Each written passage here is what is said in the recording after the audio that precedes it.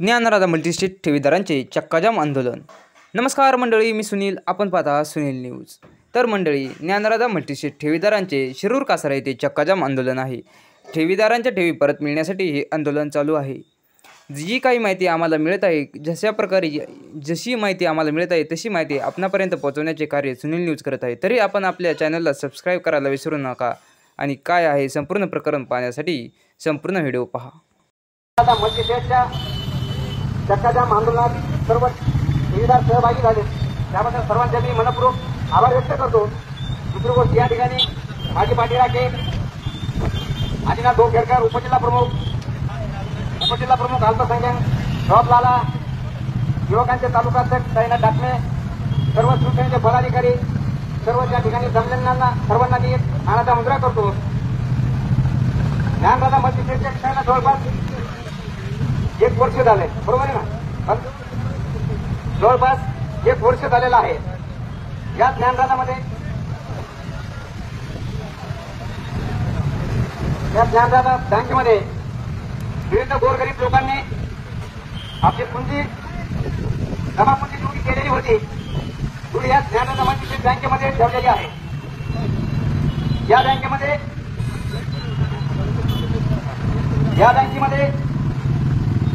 इतके गोरगरीब लोक आहेत, या लोकांचे पैसे, काही लोकांचे पैसे या ज्ञानराधा ठेवी, ज्या मल्टीस्टेटमधली ठेवी आहे या बँकेमध्ये, या पतसंस्थेमध्ये काही लोकांनी जेवढे पैसे ठेवलेले आहेत, आज हे जर पैसे लोकांना नाही भेटले तर काही लोकांना याच्यानंतर पैसे बघायला पुन्हा भेटणार नाही। अशांचं वय संपलं, त्यांचे काम करण्याची कॅपॅसिटी देखील नाही, ते याच्यानंतर काम करतील का नाही त्यांना माहीत नाही। एक वेगळ्या अशाने या बँकेमध्ये पैसे ठेवण्याचं काम यांनी केलं। खरं तर महाराष्ट्र शासनाचं, खरं ह्या लोकांना फसवलं कुणी असेल तर महाराष्ट्र शासनाने फसवलं। जर समजा मल्टीस्टेट ज्ञानराधा छोट्या छोट्या संस्थेला तुम्ही परमिशन देता, परमिशन कोणत्या आधारावर देता, त्याची तुमच्याकडे लेखी काय आहे, तो उद्या फसवणार नाही याचं तुमच्याकडे काही लेखी होतं का? किंवा तुम्ही या प्रश्नावर कधी त्यांना विचारलं का, तुम्ही काय करणार आहेत, पैसे कुठं चालले, पैसे कुठून आले, इतकी मोठी ठेवी जमा होते याचं कधी तुम्ही एखादा लोक कधी बघितलं नाही, कुणाला याची माहिती नाही। आले असं चालले दिवसा डवळ्या या हरामखोर पुढे कुठे नाही, त्या गोरगरीब लोकांना फसवण्याचं काम केलेलं आहे। दुसरी गोष्ट, शासनाने स्टेट बँकेसारख्या एवढ्या मोठ्या बँका आहेत, या बँकेला व्यवस्थित शिस्त लावली असती, त्या बँकेमध्ये शिरूरच्या कर्मचारी वाढवले असते, या लोकांना व्यवस्थित त्यांची ठेवी ठेवण्याचं परमिशन दिलं असतं तर लोक आमिषाला, या छोट्या आमिषाला भुलले नसते, या भरल्याच्या यांनी जे फसवलं या लोकांना याच्या आमिषाने भुलले नसते आणि हे लोक फसले नसते। यामध्ये काही लोकांनी स्वतःच्या आजारासाठी पैसे जमा केलेले आहेत, काही लोकांनी मुलांच्या शाळासाठी जमा केलेले आहेत, काही लोकांनी जमीन विकून दुसरी जमीन घेण्यासाठी पैसे ठेवलेले आहेत, काही लोक रिटायर झालेले आहेत, त्या रिटायरमेंटचे पैसे या मल्टीस्टेटमध्ये ठेवलेले आहेत। आज रिटायर संपली, जमीन विकून जे पैसे खटक घेतले ते पैसे देखील संपले, लोकांना पैसे यायला जागा नाही, लोक सैरावैरा झालेले आहेत, लोक परेशान झालेले आहेत। हे हरामखोर पुढे कुठे एखाद्या मंत्र्याच्या ताब्याला लादलेत, आता याच्या पाठीमागे याच्या बायकोला, याच्या मुलांना ताबा असायचा, मोठमोठ्या व्हीआयपी गाड्या असायच्या, याला बॉडीगार्ड असायचे। अरे हरामखोरा, तुला कोण गोळ्या घालीत होतं का?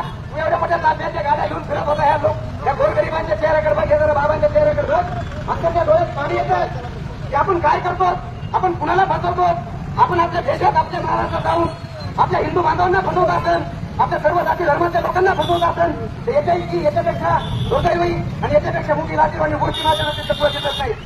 खरं तर याचा चौकामध्ये उलटे टाळून याला मार मारून याचा जाहीर निषेध केला पाहिजे। शासनाला माझी विनंती आहे, हा प्रकार कोर्टात केलेला आहे, कोर्टाने या लोकांचा विषय फर्स्ट ट्रॅकमध्ये टाकून जितक्या लवकर होईल तितक्या लवकर हा विषय लोकांचा मार्गी करावा, मार्गी काढून लोकांना याचे पैसे देण्याचं काम या कोर्टाने केलं पाहिजे। कोर्टाला अशी विनंती करतो मी, हे खूप सर्व गोरगरीब लोक आहेत, मजूर आहेत, ऊस तोडणारे आहेत, बिगारी काम करणारे लोक आहेत, हे कोणी श्रीमंत लोक नाहीत, यात सुरेश कुटुंबाचे फसवलेले लोक आहेत, सर्व गोरगरीब जनता आहे। शासनाला माझी नम्रतेची विनंती आहे, कुठल्याही माझं पावसाळी अधिवेशन झालं, मला ती एका आमदार साहेबांनी परभणीच्या कुठला तरी हा विषय घेतला। खरं तर हा विषय अधिवेशनामध्ये तारांकित व्हायला पाहिजे होता, कारण हा विषय काय लहान नाही, हा विषय खूप मोठा आहे, म्हणून हा विषय अधिवेशनामध्ये, पावसाळी अधिवेशनामध्ये तारांकित व्हायला पाहिजे होता आणि तारांकित होऊन हा विषय मार्गी लागायला पाहिजे होता। पण कुठल्याही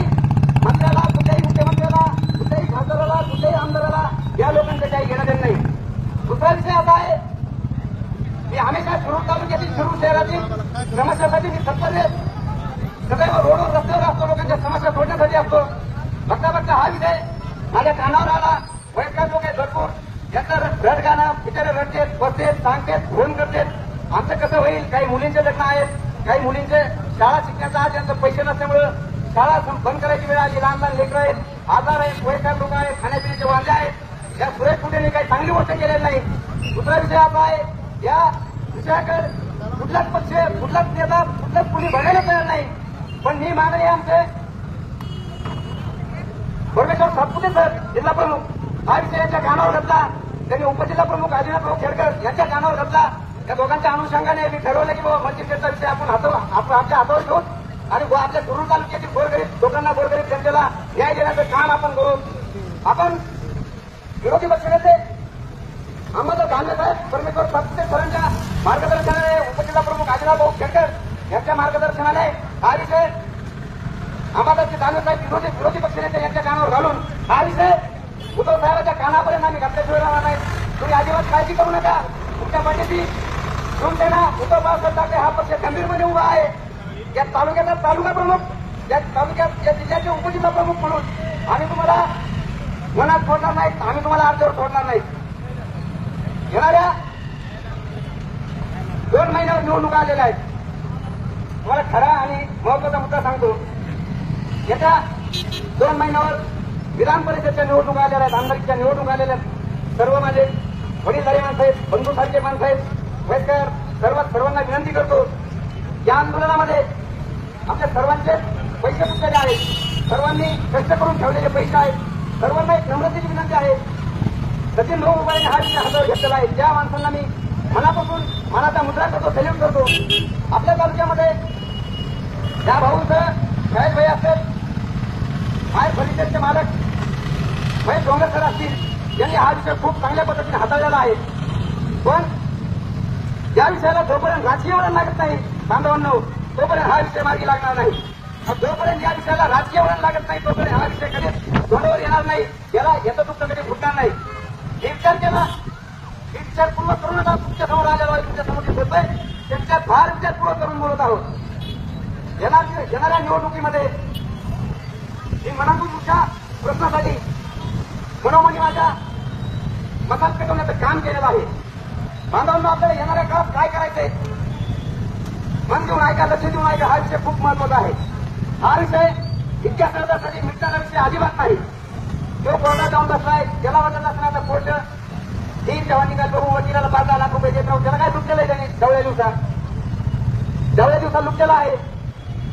कोर्टाला ते तिकडचे पैसे द्यायचे, कोर्टाला 10-20 लाख रुपये वकिलांना देण्याचं काम ते सध्या करीत आहे. पण त्या हरामखोराला माहित नाही. शिवसेना, उद्धवजी बाळासाहेब ठाकरे हा पक्ष गोरगरिबांचा, शेतकऱ्यांचा, कष्टकऱ्यांचा, मजुरांचा, अशा प्रकार जाती धर्मांचा आहे. जो या महाराष्ट्रातील कोणत्याही जाती धर्माचा व्यक्ती असेल, तो माझ्या पिता समान आहे, बंधू समान आहे. माता भगिनी असेल, बहिणी असेल, ज्यांना कुणाला अडचण येईल त्या अडचणीत आपलं खंबीरपणे त्यांना साथ द्यायचं काम आमचं आहे. म्हणून आम्ही ते हा विषयाने हाती घेतलेला आहे.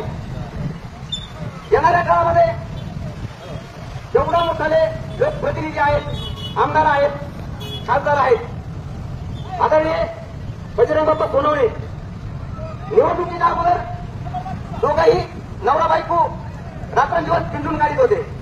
मीही काम केलेलं आहे. त्या बजरंग बाप्पाचं साक्षीदार आहे, मीही काम केलेलं आहे. बजरंग बाप्पांनी निवडून आल्यापासून एकदा तरी शिरूरच्या विषयावर दखलंदाजी घ्यायला पाहिजे होती. सचिन उबाळे साहेबांनी एवढा मोठा मोर्चा काढला, बीडमध्ये 2 तास जाम चालू होतं, बरोबर आहे ना. तरी देखील त्या माणसाला बुद्धी सुटली नाही की बाबा गोरगरिबांचा विषय आहे, आपण या विषयाला आपण मुंबईला जातो, आपण केंद्रात आपल्या लोकांनी निवडून दिलेला आहे, आपल्याला केंद्रात लोकांनी निवडून दिलेला आहे, आपण लोकांचा विषय मार्गी मांडला पाहिजे. केंद्र सरकारमध्ये अधिवेशन चालू होतं त्यावेळेस हा विषय घेतला पाहिजे.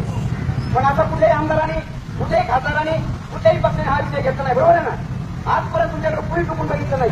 तुमच्या पाठीशी आली की फक्त शिरूर तालुक्यात बीड जिल्ह्यातील सगळी दोमाने आणि ताकदीचे आहे ते शिवसेना उद्धव बाळासाहेब ठाकरे हा पक्ष तुमच्या ताकदीत उभा आहे. जोपर्यंत तुमच्या विषय मार्गी लागत नाही, जोपर्यंत गोरगरिबांचे पैसे त्यांच्या घरापर्यंत पोहोचत नाहीत, तुम्हाला शब्द देतो या चौकातून. जिजामाता चौक आहे, हा काही लहान चौक नाही. या चौकातून मी शब्द देतो, तुमचे सगळे पहिला पैसे जोपर्यंत तुमची जमा होत नाही, तुमच्या खिशात येत नाही, तोपर्यंत मी शांत बसत नाही. बांधवांना येणाऱ्या निवडणुकीत फक्त लक्ष देऊन ऐका. काय असेल, शत्रुबाप्पा असेल, महेश डोंगर सर असेल, अक्षय भाऊ असेल, यांचा मेसेज आला की तुम्ही कसलाही विचार न करता तात्काळ हाताचं काम सोडा आणि शिरूरला यांच्यापाशी यायचं काम करा. जोपर्यंत तुमची एकजूट होत नाही तोपर्यंत तो हरामखोर त्याचा जीव राहणार नाही. जो काय माणसं बसत बसताय तरी पैसे भरपूर कमवून बसताय. तुमच्या आता 50-55 वय असते हरामखोरात आता 12 वर्षाचा विषय जमून नाही जवळपास. आपल्याला 2 महिन्यात आपल्याजवळ आहेत. येणाऱ्या 2 महिन्यातच तुम्हाला खरं सांगतो, शपथ घेऊन सांगतो, खोटं बोलत नाही. येणाऱ्या 2 महिन्यात आपण पुढेकडून पैसे घेतल्याशिवाय राहणार नाही. फक्त तुम्ही एक तुम्ही दिला आणि आवाज दिला देण्याचं काम करा. येणाऱ्या निवडणुकीमध्ये ज्या विधानसभामध्ये कुठल्याही आता बहुतेक सगळ्या लोकांना आमदारकीचे स्वप्न पडलेले आहेत. त्यांना डोहाळे लागले आहेत, निवडणुकीचे डोहाळे लागलेले आहेत. त्यांना विकासाचं काही घेणं नाही. सुरेश कुठे किती लबाडलं, किती लोकांना येड लागले. काही लोक परेशान आहेत, रात्रभर झोपत नाही. तिकडे वैतागून गेले, आपल्याला दुखणं आलंय. तुमच्याकडे बघायला ह्या कुठल्याही उमेदवाराला निवडणुकीच्या तोंडावर यांना अजिबात तुमचं पाठवलं नाही. इथे उमेदवार मुंबईला जातात, कुणी इकडे तोंड फुटतोय, कुणी तिकडे तोंड फुटतोय. मला उमेदवारी कशी भेटेल? अरे पण हरामखोरा फिरला तर तुला मतदान कोण करेल? तुला लाज वाटायला पाहिजे. या गोष्टीची एवढा मोठा प्रश्न डोळ्याची येऊन पडलाय तरी आपण या लोकांकडे बघत नाही. प्रतिनिधी आपण का निवडून देतो? लहानातल्या लहान प्रश्न आणि मोठ्यातला मोठा आलेला दुःख त्या लोकप्रतिनिधींनी, खासदारांनी, आमदारांनी सोडवायचं काम त्या नागरिकांना केलं पाहिजे. म्हणून आपण निवडणुकीमध्ये या लोकांना मतदान देत असतो. आपल्या पद्धती कामाला येतील, आपल्या पद्धती दुःखाला उभा राहतील. म्हणून आपण यांना निवडून आणतो. यांना श्रीमंत करण्यासाठी निवडून आणत नाही. आजपर्यंत त्यांनी कुठल्याही लोकांनी ज्ञानदानाचा कोणत्याच आमदारांनी, खासदारांनी ज्ञानदानाचा विषय मनावर घेतलेला नाही. येणाऱ्या 2 महिन्यात वचन मुठ बांधायची शपथ घ्यायची आपल्याला या ठिकाणी आहात.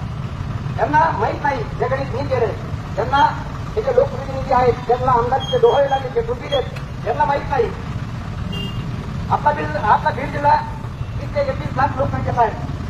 बीड जिल्हा 31 लाख लोकसंख्येचा आहे. त्यातून त्या सुरेश कुठे या हरामखोराने 15 लाख लोकांना फसवले. बघा, ध्यानात ठेवा जरा, समजून घ्या. विविधांकडे 15 लाख आहे.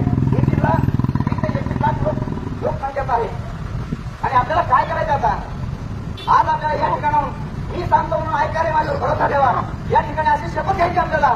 येणाऱ्या काळात, येणाऱ्या 2 महिन्याचा काळ लय मोठा होतोय. आपल्याला 2 महिने सुद्धा यांना पुन्हा द्यायचे नाही. येणाऱ्या 30 दिवसात आता आजीवरण आमदार तुम्ही केले, तुम्हाला उमेदवारीचे डोहाळे लागले. कुणाला आमदार व्हायचंय, कुणाला या पक्षातून व्हायचंय, कुणाला त्या पक्षातून व्हायचंय. तुम्ही लक्षात ठेवा हा विषय. शिवसेना तालुका प्रमुख या नात्याने शपथ घेऊन सांगतो, या सर्वांच्या साक्षीने सांगतो मी. एका घरात ज्या सुरेश कुठेनी जे माणसं फसवलेत, एका घरात 4 ते 5 मतदान असते. बरोबर आहे ना? प्रत्येक घरात 5 मतदान असते. चालत आपण जवळ गणित केलेलं आहे.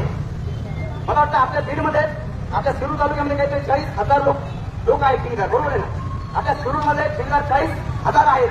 आणि पूर्ण बीड जिल्ह्यामध्ये ऐका, सोशल मीडियाद्वारे हा मॅसेज 100% जाणार आहे. येणाऱ्या 30 दिवसात पैसे कसे मिळत नाहीत आपण बघू. फक्त तुम्ही एक चुकी नेला, एक किंवा नेला सांगतो ते ऐका, पाळतो ते पण तो आले जायचं. फक्त पैसे आपण आणल्याशिवाय राहणार नाही.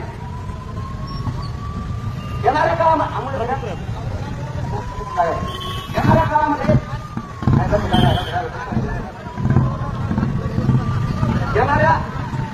आपल्याला शपथ अशी घ्यायची की आपल्या बीडमध्ये 15 लाख लोक आहेत सुरेश कुठे फसवलेले. आणि यांच्याकडे उरते फक्त 5 लाख मतदान बीड जिल्ह्यात. उर्वरित सर्व फसवलेले 15 लाख लोक आहेत.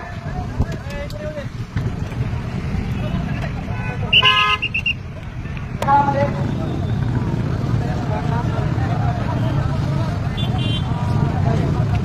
येणाऱ्या काळामध्ये आपल्याला यांना या सरकारला 30 दिवसाचा अल्टिमेटम द्यायचे. सगळे लोक जागे आहेत, मुख्यमंत्री जागा आहे, देवेंद्र फडणवीस जागे आहेत, आदित्यला यात्रेच्या मिनिस्टर चालू आहेत. यांना दिसतोय ना, काही 4-5 लोक नाही, 15 लाख लोक आहेत. हे काही कमी नाही. येणाऱ्या 30 दिवसाला आपल्याला या ठिकाणी अशी शपथ घ्यायची की तालुक्यात बीड जिल्ह्यातील आपल्याला जेवढे सुरेश कुठे जेवढे फसवलेले लोक आहेत, आपल्याला या ठिकाणी एक शपथ घ्यायची की येणाऱ्या काळामध्ये आम्ही कुठल्याही उमेदवाराला, कुणाच्याही आम्ही कुणाच्याही कसल्याही लोकांना बळी न पडता, जोपर्यंत आमचे सुरेश कुठेकाचे पैसे आम्हाला आमचे पदरात पडत नाही तोपर्यंत आम्ही येणाऱ्या काळात मतदान करणार नाही. या ठिकाणी ही शपथ घ्यायची. काही झालं तरी फक्त तुम्ही एक तुम्ही तयार राहा. येणाऱ्या काळामध्ये जरी आपण शिरूर तालुक्यामध्ये 40-50 हजार मतदान आहे तरी आमदार पाडायला खूप लई झालं. तुम्ही एक जीवाने उभे राहा. मी या ठिकाणी एक परत एक शब्द देतो. मी पहिल्यांदा बोललो तुम्हाला हा विषय उद्धव साहेबांच्या कानावरती जिल्हा प्रमुख सरांना बोलून, विरोधी पक्षनेते अंबादास दानवे साहेबांना बोलून, उद्धव साहेबांपर्यंत घालून हा विषय दिल्लीपर्यंत नेण्याचं काम आम्ही करणार आहे 100%. मी या चौकात बोलतोय म्हणजे उगाच बोलत नाही. सगळा त्याचा आराखडा आखवलेला आहे. आपण जरी पुरत नाही तरी पुरणारे दिल्लीमध्ये देखील आहेत. त्याचं जरी ऑफिस तिथं असलं तिथं अरविंद केजरीवाल आहे. उद्धव साहेबांच्या शरद पवार साहेबांच्या कानावर घालून हा विषय आम्ही दिल्लीला सुद्धा नेणार आहेत. म्हणून एवढ्या ताकदीने एवढ्या तुमच्या समोरचे अल्टिमेटम देत आहेत 30 दिवसाचं. जर यांनी 30 दिवसात हा विषय मार्गी नाही लावला तर येणाऱ्या काळात आपल्याला काही झालं कुणीही सांगितलं तरी मतदान मात्र करायचं नाही ही जे शपथ घ्यायची. कारण शिरूरमध्ये 15 लाख लोकसंख्येचं सुरेशपुरेने फसवलेले लोक आहेत. म्हणून सगळ्यांना विनंती करतो, या ठिकाणाहून जास्तीचं काही बोलत नाही. फक्त एक सुनीला जयेशभाई असेल, महेश डोंगर सर असेल, बाप्पू असेल, अक्षय असेल यांनी सांगितलं की तुम्ही यायचं काम करा. येणाऱ्या 30 दिवसात तुमचे पैसे तुमच्या घरापर्यंत तुमच्या खिशापर्यंत पोहोचवायचं काम आमचं लागलं. आमच्यावर भरोसा द्यावा. तुमच्या पाठीची शिवसेना उद्धवजी बाळासाहेब ठाकरे हा पक्ष खंबीरपणे उभा आहे. तुम्हाला सर्वांची रजा घेतो. या ठिकाणी थांबतो. जय हिंद, जय महाराष्ट्र. त्याच्यानंतर राजेंद्र भाऊ 2 मिनिटं बोलतील आणि समारोप ठेवू.